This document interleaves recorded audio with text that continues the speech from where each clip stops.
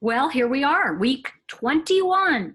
And I have to tell you, this card, this fable, the fable of the bronze god, is probably one of the fables that's nearest to my heart. And it is a story of personal recovery from growing up too fast, having to take on being an adult way before its time.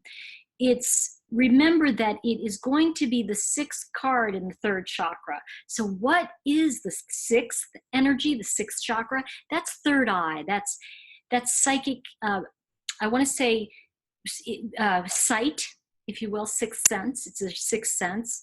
It's also family dynamics. And I feel that this particular card in this sixth position of the yellow cards really takes that on for us. And bronze god, you can see Darnell. He is the older man here, but he's also the young boy.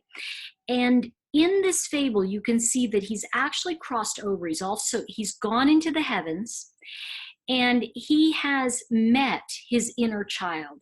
And the idea is that because he had to be an adult way too soon, his inner child, his inner playful self never really got to, I want to say, integrated. It never got integrated in his life.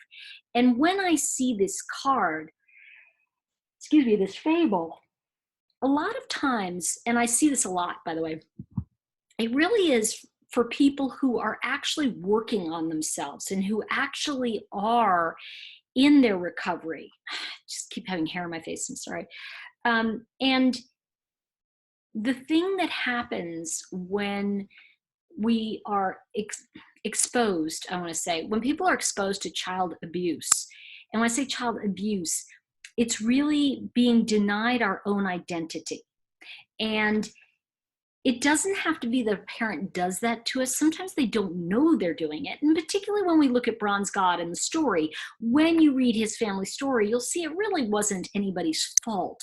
It really happened because of the circumstances around him. And that becomes important as well, because there's really no one to blame for him losing his childhood, for him not having that time. And what this does is it represents for all of us that when we take away the idea of blame, and I'm not saying that somebody shouldn't have been responsible or what have you, or that things didn't happen that were challenging or bad in a sense, what it does mean is that we are reclaiming our life and finding our voice. So one of the things that's most fascinating to me about the Facade fable is that the quote from the card itself is, "This isn't who I am." And so it is a lot of, in this fable, a lot of time can be seen beyond just the story, where he was playing out parts of him that he had to play out because those were the roles he was given. But it may not have been who he really was. And so ultimately in this fable, it really is about uniting with the part of us that we lost. And that doesn't mean we're going to die. It means that we're uniting with our own intuition, our own, remember, when instinct meets intuition, it is a very powerful combination, because now it's a sixth card, sixth chakra, sixth card in the third chakra. So because we're in the sixth chakra, the sixth card in the third chakra, we really look at family of origin healing. So a lot of times when people pull this card or I'm doing a reading, I'll often say, oh, so this is about working on family of origin issues or a painful childhood. And, sometimes people just say to me, I did that already. And I say, well, that may be true, but this is a time of integration and can simply indicate that you have done the work. So it's not necessarily that something bad is going to happen. It may mean that you've done this and that this is the path you're on. Now, a lot of times what I'll see is, like, especially if I do the 3-card spread of darkness, dawn, and light, here in the first position, I'm really seeing this as what's in our darkness, where we're coming from. And it can be that that person in the darkness has done that work, and this foundation of integrating who we are. Part of this for me, just to give you an idea, is when I actually reclaimed my sense of humor. And I was able to say to my father, really? And this reminds me of a story when I hadn't moved to California, sorry, my father was on tour, and I must have been, I think I was 19, and I went out he was in Los Angeles, and I went to visit him, and I was so excited. I'd never been to Los Angeles. Actually, I'd been there when I was 16, but not to visit my dad. So I was in California, and he had a rental car, and I said, oh, can I drive? And he's like, okay. And I drove to the mall, and we were shoppers, and I took the car and I started to back into a parking place. And he said to me, you know, this is illegal. I said, what are you talking about? He said, it's illegal to not do head-in parking in California. What? He said, yeah, you can't face out. You have to pull into a spot. You can't back into it.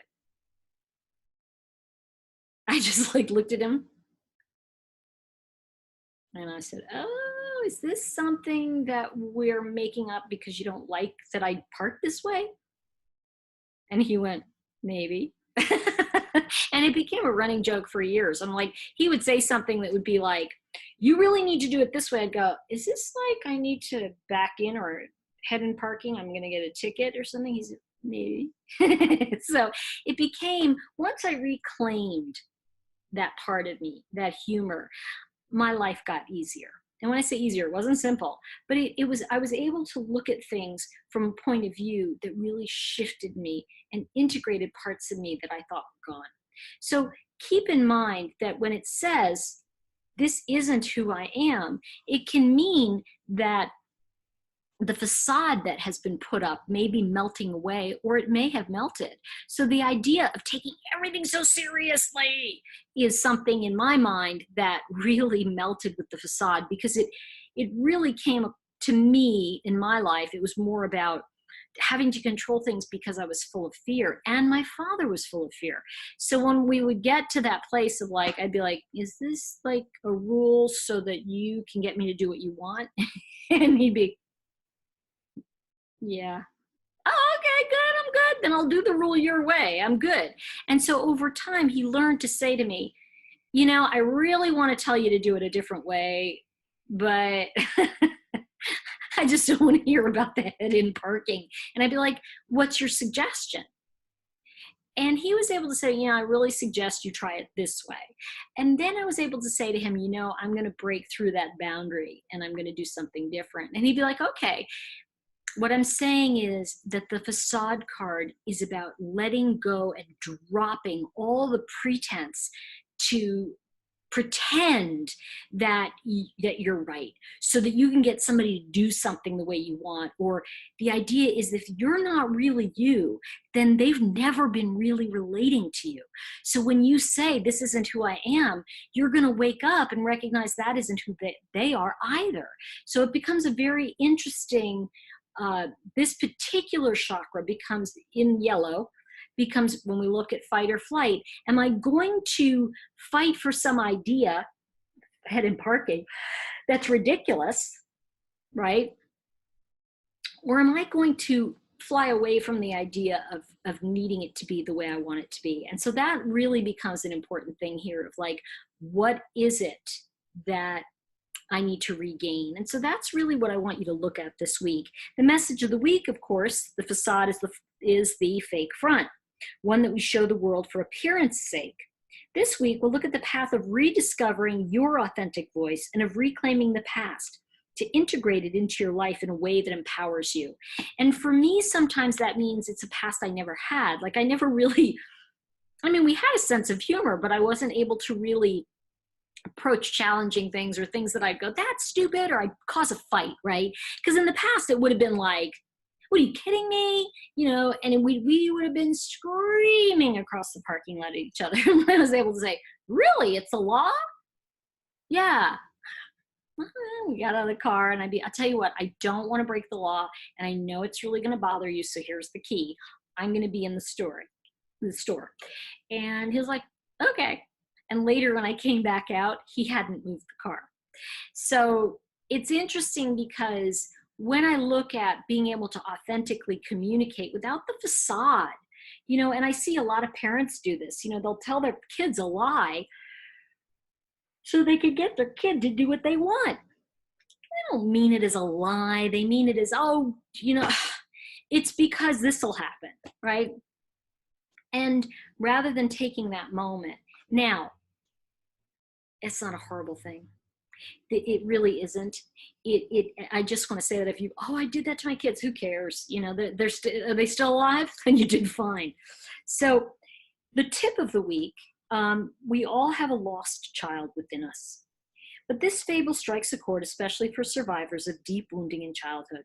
We may put up a facade to protect ourselves and appear normal, but this requires us to play a role that drains our life energy. To free ourselves from whatever it is that chains us to the past, we must appreciate the survival skills that carried us through our previous difficulties. So this is also a week to honor the survival techniques you got and the ability to see through crap. I mean, really, I don't know about you, but this particular idea and this fable, and I'm curious to hear what you think of the fable, really helped me cut through the crap, because sometimes if you think of abuse as a prism, right? And we put that prism, which is we put it up to light, and it becomes refracted light, and the light shoots in all different areas, and it becomes this beautiful, I want to say, way to see light. Well, it's those broken parts that become the beauty and the tapestry of who you are. So it's not necessarily a bad thing. It's just a thing of ooh, what can I do? We can see through the crap. So please don't try to pull, but you know what it is? Don't blow smoke in my face when I'm the queen smoke in your face person. That's kind of what it is. And let's see, what did I want to say here? Okay. The biggest question I'm going to ask you this week, and I'm not going to read you the rest, it's just this one thing, and I want you to think about this. The query this week becomes, are you caught up in a life that you're not happy with? And if it's not an entire life, are you caught up in a pattern you're not happy with? So I'm going to invite you to do all the exercises this week, but I am going to also really invite you to look at the idea of how much you play, how's your sense of humor, and what part of you are you reclaiming? I'd love to hear that in the comments below, and I'm going to see you in the final week of the yellow chakra. This is my favorite chakra. I don't mean to, pull any punches, but I think the fables are these are wonderful lessons, if you will, or awareness ideas for the neutral observer. So I'm going to see you next week.